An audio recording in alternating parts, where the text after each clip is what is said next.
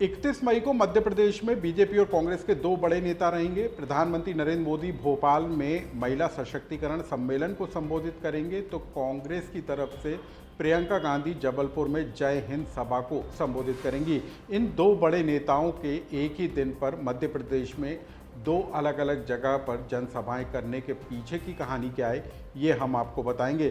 साथ ही हम आपको बताएंगे कि केंद्रीय मंत्री ज्योतिरादित्य सिंधिया का वो कौन सा कदम है जिससे हजारों छात्रों को और युवाओं को राहत मिली है। साथ ही हम आपको बताएंगे कि आखिर क्यों मध्य प्रदेश कांग्रेस कमेटी के प्रदेश अध्यक्ष जीतू पटवारी ने अब बीजेपी के खिलाफ संघर्ष का ऐलान कर दिया है। इन तमाम बड़ी खबरों को जानने के लिए आप मेरे साथ बने रहिएगा। नमस्कार, मैं हूं अनुराग श्रीवास्तव और आप देख रहे हैं एमपी डायरी।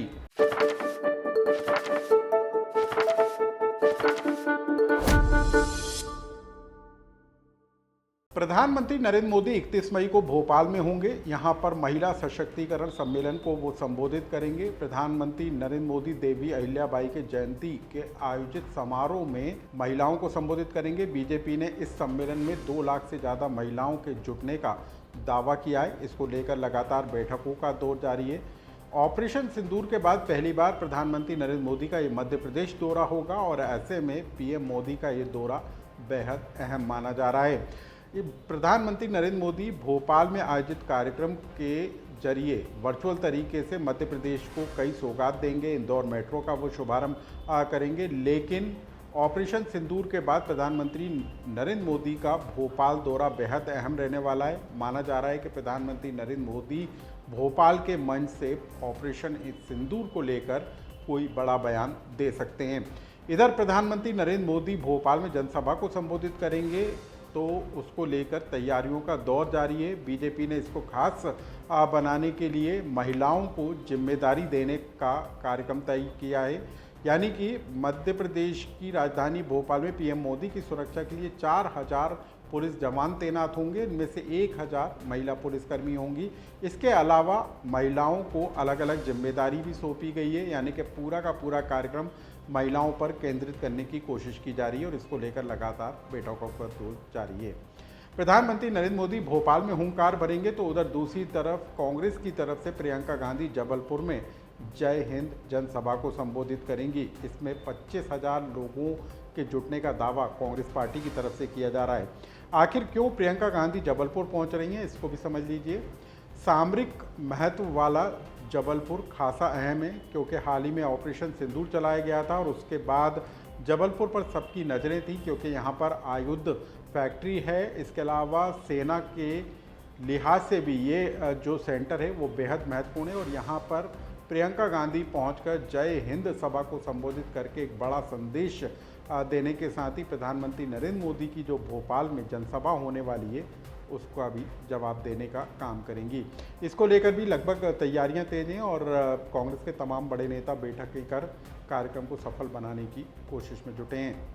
तीसरी बड़ी खबर मध्य प्रदेश कांग्रेस से जुड़ी है, इंदौर से जुड़ी हुई है। इंदौर में प्रदेश कांग्रेस अध्यक्ष जीतू पटवारी के भाइयों पर धोखाधड़ी का मामला दर्ज हुआ है। जमीन पर अवैध कब्जा करने और धमकाने के मामले में ये पूरा प्रकरण दर्ज हुआ है, लेकिन इस पूरे मामले के बाद मध्य प्रदेश का सियासी पारा चढ़ गया है। नेता प्रतिपक्ष उमंग सिंगार के नेतृत्व में आज एक प्रतिनिधि दल ने डीजीपी से मुलाकात की और इस एफआईआर को रद्द किए जाने की मांग की। वहीं दूसरी तरफ जो जीतू पटवारी हैं उन्होंने लोगों से संघर्ष के लिए तैयार रहने को कहा है और जीतू पटवारी ने सत्ता का दुरुपयोग करने का आरोप बीजेपी सरकार पर लगाया है। जीतू पटवारी ने कार्यकर्ताओं को जोश भरते हुए कहा है कि अब ऐलान जंग का समय आ गया है और लोगों को डरने की ज़रूरत नहीं है। क्या कहा जीतू पटवारी ने, आप उससे भी सुनिए। आप पे होंगे, परिवार पे होंगे, इससे डरने की जरूरत नहीं है, लड़ने की जरूरत है, मुकाबला करने की जरूरत है।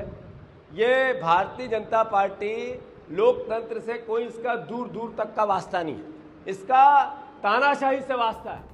अब बात गुना ग्वालियर की है, जहां पर ज्योतिरादित्य सिंधिया की पहल असरदार साबित होती हुई नजर आई है। गुना से सीधे बेंगलुरु के लिए ट्रेन शुरू किए जाने की मांग जीतू पटवारी की तरफ से की गई थी, जिसको रेल मंत्री ने स्वीकार कर लिए और रेलवे मंत्रालय की तरफ से ज्योतिरादित्य सिंधिया को एक पत्र भेजा गया है और उसमें उल्लेख किया गया है कि गाड़ी संख्या 11085, 11086 sir M Visvesvaraya terminal Bengaluru Gwalior via Guna चलाए जाने को मंजूरी दी जाती है। इस पहल के शुरू हो जाने के कारण और इस कदम के बाद गुना ग्वालियर के 25,000 से ज़्यादा ऐसे युवाओं के लिए राहत वाली खबर होगी जो कभी ग्वालियर, बीना या भोपाल आकर बेंगलुरु के लिए ट्रेन पकड़ने का काम करते थे। ट्रेन शुरू हो जाने से एक बड़ी आबादी को फ़ायदा होगा और इसका जो श्रेय है वो ज्योतिरादित्य सिंधिया की पहल और श्रेय जाता हुआ नज़र आ रहा है। इन तमाम बड़ी खबरों से जुड़ा यदि आपका कोई सुझाव या कमेंट्स हो तो हमें कमेंट्स बॉक्स में लिखकर ज़रूर बताएं।